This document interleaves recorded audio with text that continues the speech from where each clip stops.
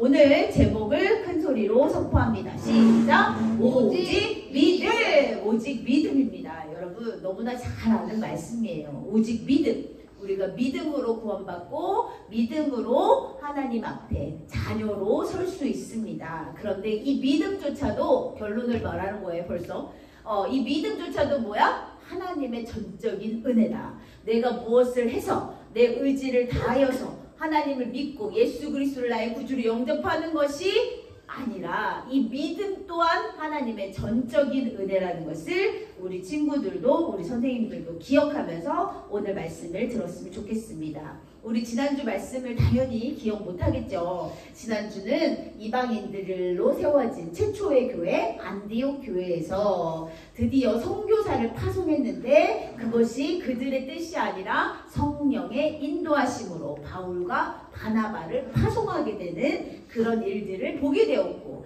그로 인하여서 또 이제 진짜로 바울의 1차 전도 여행이 시작되는 것을 우리가 보게 되었습니다. 선생님이 지도를 가져왔는데요. 이 지도 이렇게만 보니까 여기가 어디야 도대체 라고 생각할 수 있겠지만 맨 밑에 보면 예루살렘이 있어요. 우리가 그동안 구약을 공부하면서 또 예수님의 생애를 공부하면서 많이 보았던 예루살렘이 있고요. 잘 안 보이나요? 여기 예루살렘. 그 다음에 그 옆에 있는 바다, 파란색으로 된 바다가 사해 바다고요. 그 위에 조그만 파란색이 있는 것이 갈릴리 호수입니다.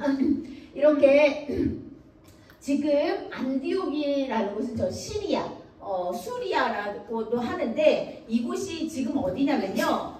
터키, 튀르키예라는 지역이에요. 그래서 이 튀르키예 지역을 시작으로 우리 바울과 또 많은 사람들이 전도 여행을 시작한다는 얘기죠. 그래서 우리가 지난주에 배웠던 것이 바로 구브로섬, 살라미를 지나 구브로섬 바보에서 누구를 만났을까? 선생님이 갑자기 생각이 안 나요. 네, 누가 만났지?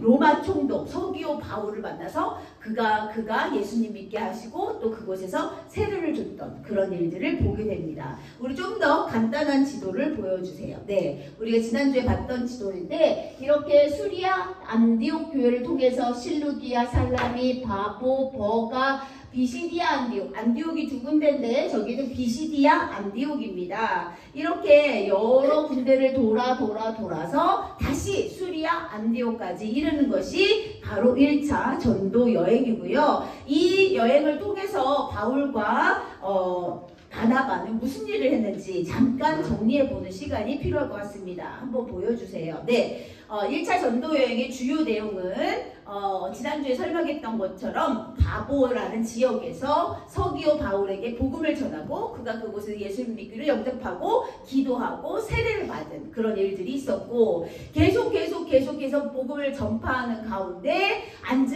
나면서부터 안진뱅이를 일으키는 놀라운 사건들도 이 자리에서 있었습니다. 이렇게 바보를, 버가를, 안디옥을, 이고디온을, 루가노니아를, 루스드라, 이고니온, 안디옥을 통해서 하나님의 역사, 성령의 역사가 바울과 또 바나바를 통해서 이루어지고 있다는 것을 우리는 볼 수 있습니다. 이것은요, 사람들이 바나바와 바울이 말을 잘해서 그렇게 된 것이 아니라 이것은 분명히 말하지만 성령의 역사였어요.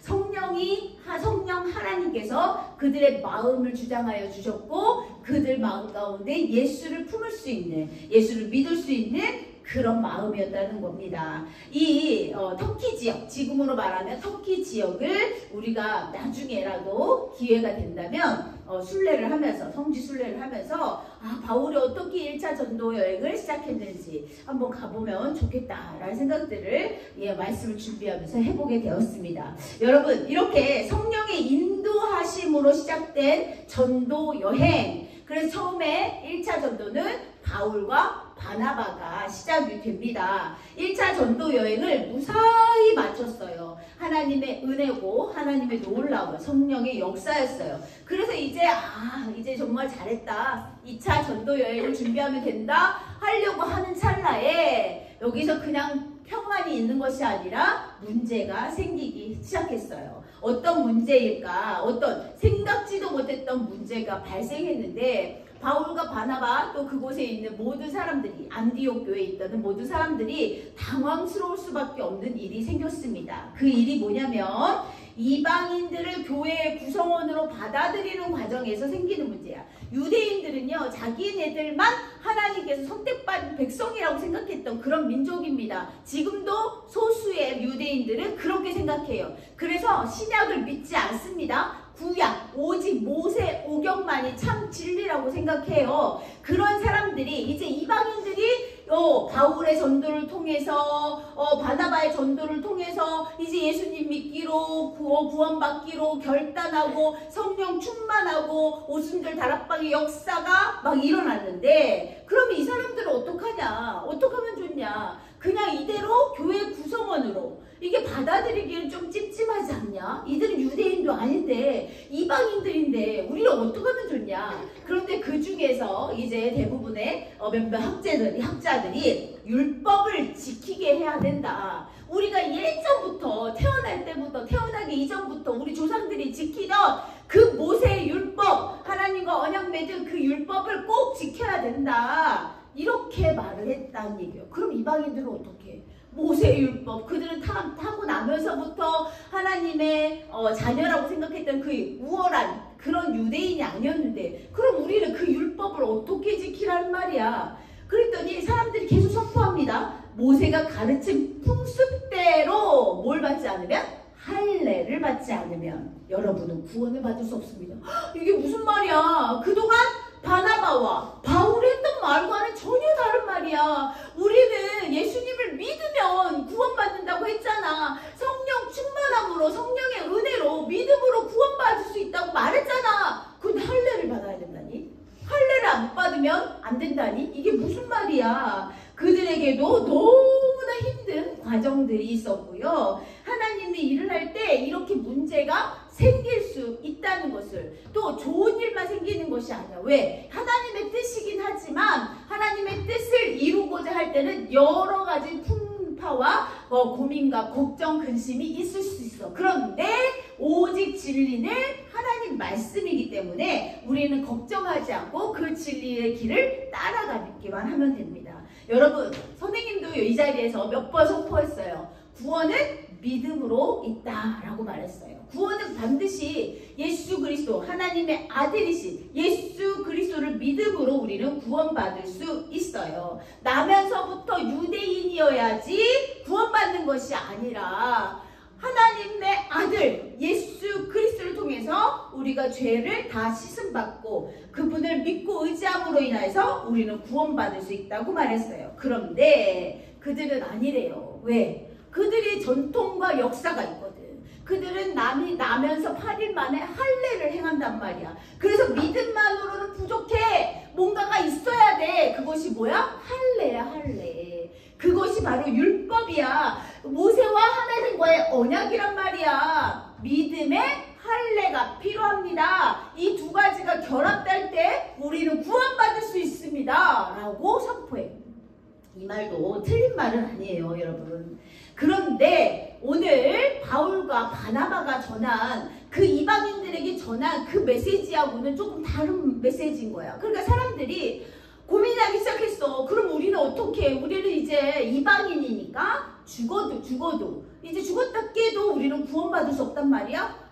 그럼 여태까지 우리가 믿은 건 뭔데? 아주 혼란스럽고 고난이 시작됐어요. 예수님을 믿어도 할례를 받아야 구원을 얻는 거야. 그럼 지금 당장 바로 할례를 받으면 되잖아. 근데 할례는 나은 지 8일 만에 받는 것이 할례예요. 그 이후에 받는 것은 전혀 의미가 없고, 그 말은 무슨 말이야? 날 때부터 유대인이어야 된다는 얘기예요. 날 때부터. 그런데 이방인들은 그럴 수가 없잖아. 내가 그렇게 될 수가 없잖아. 내가 어디 유대인 엄마 뱃속으로 다시 들어갈 수도 없잖아. 그러니까 이 이방인들에게는 너무나 혼란스럽고 너무나 힘든 문제가 되었고, 그렇게 바울과 바나바가 그렇게 선포한 그런 사람들 또한도 갈등이 깊어지고 아주 격렬하게 논쟁이 시작되었다는 얘기예요. 여기서 잠깐 이야기하면 할례가 뭐야? 우리 친구들이 할례 얘기하면 포경수술이요 라고 얘기를 하는데, 네, 뭐 그렇게 하는 거 맞습니다. 그러나 이 할례의 의미는요, 하나님과 아브라함 사이에서 이루어진 언약의 증표로 제정된 의식이에요. 그래서 하나님의 백성임을 확인하는 표시가 바로 할례다. 그때 당시에 그랬다는 얘기예요. 지금 이 신약시대에 와서는 우리가 하나님의 백성임을 확인하는 표시가 뭐야?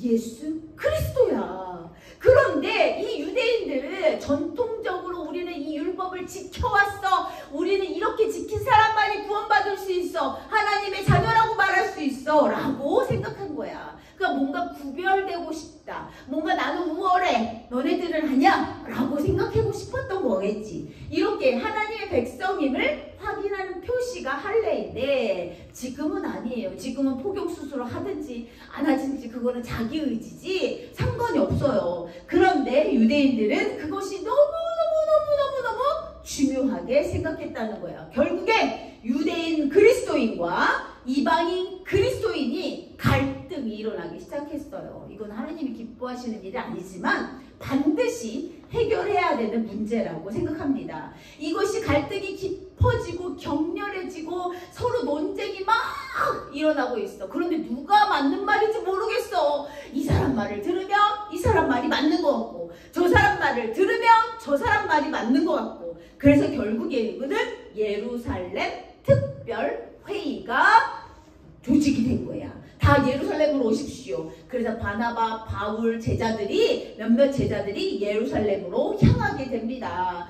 사도와 지도자의 의견을 듣기 위해서 우리 지금 안디옥 이방인 중심의 이 안디옥 교회에서 이런 문제가 일어났어요. 이런 문제를 어떻게 해결하면 좋겠습니까? 사도들에게 또 지도자들에게 물어보러 예루살렘 특별회의가 결성이 됐고 그곳에도 바울과 바나바가 함께 가서 그 회의를 같이 참여하게 됩니다. 아까 1차 전도 여행 그 주요 내용을 보여줬는데 그 내용을 바울이 다시 한번 그들 앞에서 내가 하나님의 은혜로 성령의 능력으로 성령의 은혜로 내가 이방인들에게 예수 그리스도 복음을 전파했어요. 그들이 예수님을 믿기만 하면 마음에 모시면 그들은 구원받을 수 있다고 내가 이렇게 선포했습니다. 그리고 성령의 은혜로 처음부터 날 때부터 안전뱅이가 일어나기도 했고 정말 말도 안 되는 일들이 그곳에서 정말 많이 일어났는데 하나님의 뜻이 무엇입니까? 이렇게 나를 사용하신 하나님의 뜻이 무엇입니까? 하나님은 그들도 사랑한다. 하나님은 그들도 사랑한다는 그런 의미 아니겠습니까? 바울이 막 선포했어요. 사람들이 그 말을 그렇지.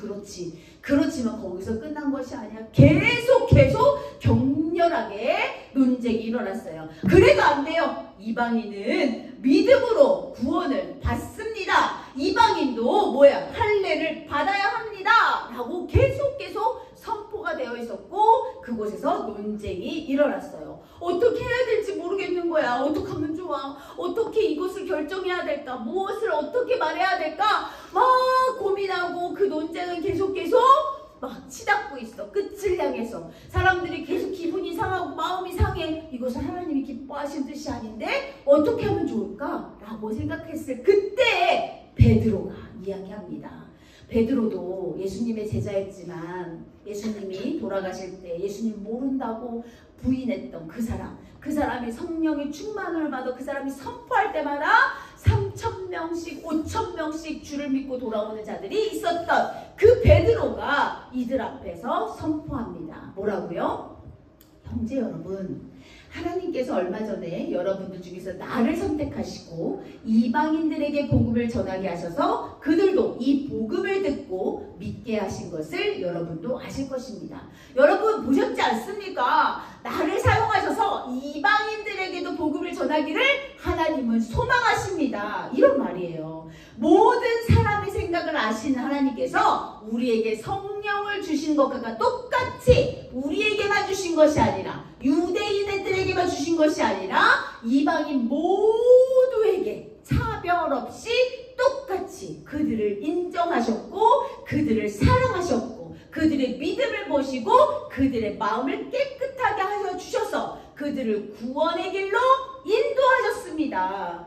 그런데 지금 여러분 뭐하고 있습니까? 여러분들만 지금 우월하고 특별하다고 말하고 있는 거 아닙니까? 유대 유대인만 사랑하시는 하나님이 아니십니다. 이방인들도 사랑하시기 때문에 나를 사용해서, 여기 바울과 바나바를 사용해서 많은 이방인들에게 복음을 전하려고 하는 것입니다. 그러니 우리가 하나님의 전적인 은혜가 아니었다면 우리도 구원받을 수 없다는 말입니다 라고 베드로가 선포했어요. 사람들이 그 말을 들으니까 아, 그렇구나, 뭔가 잠잠해지기 시작했다는 거죠. 거기에 오늘 중심 말씀이 있습니다. 우리 중심 말씀 한번 선포하겠습니다. 시작! 믿음으로, 얘들아 정신을 차려주세요. 시작! 믿음으로 그들의 마음을 깨끗이 하사 그들이나 우리나 차별하지 아니하셨느니라. 아멘. 믿음으로 그들 누구예요? 여기서 이방인들도 마음을 깨끗하게 해주셨어. 그래서 그들이나 우리나 차별, 너네가 우월하고 너네는 안 되고 너네는 되고 안 되고 이것이 아니라 차별 없이 동등하게 하나님의 전적인 은혜로 구원받게 하셨어 라고 이야기하셨습니다. 베드로가 이렇게 말하자 야고보가 드디어 결정을 했어요. 내가 이제 한마디 하겠습니다 라고 야고보가 일어나서 이야기를 합니다. 형제 여러분, 하나님께서 처음으로 이방인들 중에서 자기 백성을 삼으시려고 그들을 찾아오신 이야기를 시몬 곧 베드로가 전해주었는데, 이것이 예언자들의 말과도 동일합니다. 예언서에 똑같이 기록되어 있습니다. 유대인들, 선택받은 선민이라고 생각하는 그 유대인들만을 위한 것이 아니라 이 세상의 모든 사람들을 위해서 예수 그리스도를 이 땅에 보내주셨다고 말씀하셨습니다. 그리고 그 예수님의 보혈의 능력, 보혈의 피로 어떻게 우리가 구원받았습니다. 그 예수님을 믿음으로 구원받았는데 그 믿음조차도 뭐야? 하나님의 은혜입니다 라고 선포했어요. 야고보가 여기서 이제 결단을 내립니다. 예루살렘 특별회의의 결론이 등장하게 됩니다. 하나님께로 돌아온 이방인들을 더 이상 괴롭게 하지 맙시다.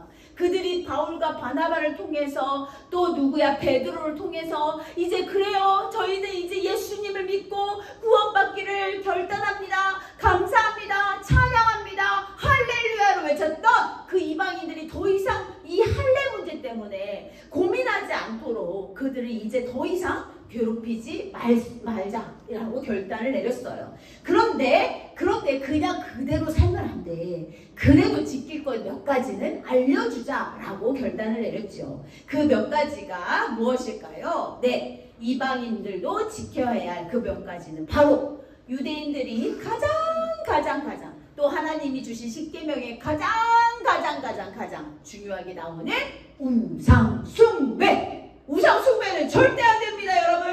절대 안 됩니다. 또 음행에는 여러 가지가 있죠. 여러 가지. 또 살인도 마찬가지입니다. 사람을 진짜 찔러서 죽이는 것만이 살인이 아니죠. 우리 십계명 할 때 다 배운 줄 알아요. 이렇게 우상숭배와 음행과 살인을 통하여서 이것만은 절대로 안 됩니다, 여러분. 이렇게 편지를 썼어요. 그리고 바울에게 다시 안디옥 교회로 돌아오게 하고 그 안디옥 교회 성도들에게 선포했습니다. 그 장면을 그림으로 보겠습니다. 얼마나 기뻤겠어. 우리는 구원받지 못하는 거야. 우리가 예수님 믿으면 구원받는다고 했잖아. 그런데 우리는 할례를 못 받아서 구원받지 못하는 거야. 그렇게 괴로워하던 그들에게 이 좋은 소식을 전해주었어요. 혹시라도 그들이 믿지 않을까봐 유다와 실라를 같이 보내서, 여러분 이 말은 사실입니다. 예루살렘 특별회의에서 결정된 내용입니다. 여러분 이제 마음껏 주를 찬양하고 주님께 예배하십시오. 우리는 오직 믿음으로 구원받았습니다. 율법이 중요하지 않다는 얘기 아니에요, 여러분. 그냥 믿음만 있으면 되는구나. 아니, 믿음이 있을 때 율법은 저절로 따라오게 되는 우리의 행동 지침이라는 것을 우리는 이미 배워서 알고 있습니다. 여러분, 선생님은요, 여기 찬성표를 지지한 사람, 또 반대, 안 됩니다. 이렇게 했던 사람들, 이런 사람들을 다시 한번 말씀으로 정리해 드리고 싶습니다. 할례, 할례 꼭 해야 돼. 할례가 없으면 절대 안 돼. 그러므로 율법의 행위로 그의 앞에 의롭다 하심을 얻을 육체가 없다니 율법으로는 죄를 깨달으며. 이만큼 율법이 중요해. 율법이 중요한데 그 할례를 받지 않은 어떻게 이방인들을 구원한다고 우리 교인으로 우리가 이렇게 맞아들일 수 있냐고. 이 말도 틀린 말이 아니야. 그래서 찬성표가 있다는 얘기예요. 로마서 3장 20절에. 그들의 의견도 절대로 틀린 말은 아닙니다. 그럼 반대 의견은 뭘까? 사도행전 13장 39절. 또 모세의 율법으로 너희가 의롭다 하심을 얻지 못하던 모든 일에도 이 사람을 힘입어. 이 사람은 누구일까, 선우야? 이 사람 누구야? 응? 이 사람 아는 사람. 여기 이 사람. 누굴까요? 이 사람을 힘입어. 믿는 자마다 의롭다 하심을 얻는 이것이라. 이 사람은 누구일까요? 오요한, 오혜인, 황찬유, 박지훈, 이해찬. 빨리 말해보세요. 누구라고요? 바울이에요. 네, 바울이랍니다. 맞습니까, 여러분? 이 사람 누구야? 이 사람을 힘입어 믿는 자마다 의롭다 하심을 얻는 이것이야. 이 사람은 누구야? 예수 그리스도. 예수 그리스도. 이 사람은 그런데 뭘 했는데 이제 맞았어 막 이렇게 하지 마. 정당당하게 얘기해야지. 예수 그리스도만이 우리를 의롭다 할 수 있어. 내가 아무리 열심히 율법을 지킨다고 주일 성수 열심히 할 거야. 헌금 진짜 잘할 거야. 난 거짓말 안 할 거야. 막 이렇게 율법을 아무리 열심히 지켜도 예수 그리스도를 믿지 않으면 우리는 구원받을 수 없다는 얘기예요. 우리의 행위로는 도저히 구원받을 수 없다는 얘기예요. 이 얘기예요. 그렇기 때문에 사도행전 13장 39절의 말씀이 조금 더 힘이 있겠죠. 그래서 예루살렘 특별회의에서도 그렇게 결정을 내린 거겠죠. 여러분, 우리 하나님께서는 다 알고 계세요. 다 지금 여기 앉아서 뭘 하는지 다 알고 계세요. 우리의 생각과 설마 이것까지 알고 계세요. 우리 하나님 우리의 마음의 속을 완전히 다 알고 계세요. 그렇기 때문에 내가 겉으로 잘난 척, 예쁜 척, 잘하는 척, 척척척척 하는 거 중요하지 않아요. 내가 진심으로 하나님을 사랑하고 그를 선포하고 찬양하는 거, 그 마음의 중심을 우리 하나님을 알고 계신다는 거예요. 그래서 정리하겠습니다. 율법만 잘 지키는 겉모습에 속지 않으셔요. 우리 하나님께서는 예배 잘 드려야지, 헌금 열심히 해야지, 교회에서 찬양 열심히 해야지, 이런 겉모습이 중요한 것이 아니에요. 물론 그렇다고 해서 그 겉모습이 그냥 막 마음대로 해라 이런 말은 아닙니다. 언제나 사람의 생각을 아시는 하나님께서 우리에게 주신 것과 똑같은 성령을 누구에게도 이방인, 우리야. 만약에 거기에서 할례를 받은 유대인만 구원을 받습니다. 꽝꽝꽝 했으면 우리는 이방인이잖아. 우리는 구원을 받을 수가 없고 선교사님들이 우리 땅에 올 이유가 없고 아무 이유가 없는 거야. 그런데 그 똑같은 성령을 하나님께서 우리에게도 주셨기 때문에 우리도 예수님을 믿으면 똑같이 유대인만 구원받는 것이 아니라 오직 하나님의 전적인 은혜로 구원을 받는다고 믿어야 된다는 거예요. 그렇게 믿습니다 하고 고백해야 돼. 그래서 지금 우리들도 이렇게 예배를 드리고 하나님을 온전히 섬기고 찬양하고 열정 있게 하나님께 예배를 드리는 거예요. 결국 한마디로 정리하면 오늘 제목입니다. 다 같이 큰 소리로 시작! 오직 믿음으로 우리는 겉모습이 중요한 게 아니라 행위가 중요한 것이, 잘나서가 아니라 오직 믿음으로 우리는 구원을 받는다는 거예요. 그러면 이런 고백이 나와야 돼요. 이런 고백이. 어떤 고백이 나와야 되냐? 나는 죄인입니다. 내가 잘해서가 아니에요. 내가 뭔가 잘나서가 아니에요. 오직 하나님의 은혜로 구원받았음을 믿습니다 라는 고백이 막 넘쳐나야 돼. 나는 죄인입니다. 하나님이 나를 너무너무 사랑하셔서 이방인이지만 하나님의 자녀로서 삼아주셨는데, 그래서 그 아들 예수 그리스도를 보내주셨는데 그 예수님이 나의 죄를 대신 지시고 십자가에 못 박히심으로 우리 죄는 씻겨졌는데, 그래서 이제 그 예수님을 믿기만 하면 구원받을 수 있다는데, 이런 고백이 매일 넘쳐나야 돼. 선생님이 때 선생님은 엄마 아버지가 다 돌아가셔가지고 목사님도 마찬가지고 그래서 추석 때는 부산에 있었어요. 그래서 이제 주변에 아는 목사님들께도 인사드리러 갔었는데 그곳에서 사모님이 사실 제가 그렇게 좋아하는 목사님 사모님은 아니에요. 그냥 어른이시니까 같이 인사드리러 갔는데 그 사모님이 그렇게 말씀하셔요. 그날따라 왜 이렇게 그 모습이 너무 아름다웠어요. 뭐라고 말씀하시냐면 예수님이 너무 좋아 이렇게 얘기하시는 거예요. 난 예수님이 너무 좋아 이렇게 얘기하시는 그 모습이 와 진짜 천사가 따로 없구나 라는 생각을 하게 되었어요.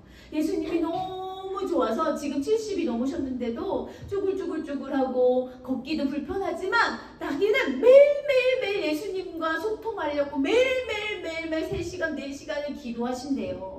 그게 너무 좋고 너무너무 행복하다고 고백하시는데 아 그렇구나 예수님이 좋으면 저런 모습처럼 돼야 되는 거구나 라는 생각들을 하게 되었습니다. 여러분 우리는 아직 성숙하지 못해서 그래요. 그렇지만 우리가 이 고백은 반드시 있어야 된다는 것입니다. 우리 함께 고백할 텐데요. 우리 친구들 큰 목소리 내지 않아도 좋아요. 진심으로 마음 다해 고백하는 우리 친구들 되었으면 좋겠습니다. 시작! 나는 죄인입니다. 하나님은 나를 사랑하셔서 구원해 주시길 원하지만 하나님은 죄와 함께 하실 수 없는 분이기에 예수님을 보내주셨습니다. 예수님이 우리의 죄를 대신 지시고 십자가에 못 박히심으로 우리의 죄는 씻음 받았습니다. 우리는 그런 예수님을 믿기만 하면 구원받을 수 있습니다. 이 모든 것은 우리가 잘해서 잘나서가 아니라 오직 하나님의 은혜입니다. 아멘. 여러분 믿습니까? 아멘. 믿습니까? 아멘. 믿는다면 이제 우리는 하나님께 뭐 해야 돼요? 이게 저절로 나와야 돼. 뭐가 나와야 돼? 우리 어제 가정예배 드렸을 때 나왔는데 이게 어떻게 반응 믿습니다. 나는 죄인입니다. 믿습니다. 반응이 나와야 돼. 무슨 반응? 감사와 찬양의 반응이 나와야 돼요. 그래서 우리가 한 번 더 선포할 겁니다. 차별 없는 사랑으로 나를 구원해 주신 하나님 은혜에 감사합니다 라고 선포하며 오늘 예배를 오늘 말씀을 마치려고 합니다. 여러분 이번에는 좀 큰 소리로 외쳐주세요. 우리가 감사와 찬양을 온전히 하나님께 올려드리는 우리 친구들과 선생님들과 제가 되었으면 좋겠습니다. 다 같이 시작! 차별 없는 사랑으로 나를 구원해 주신 하나님의 은혜에 감사합니다. 아멘. 기도하겠습니다.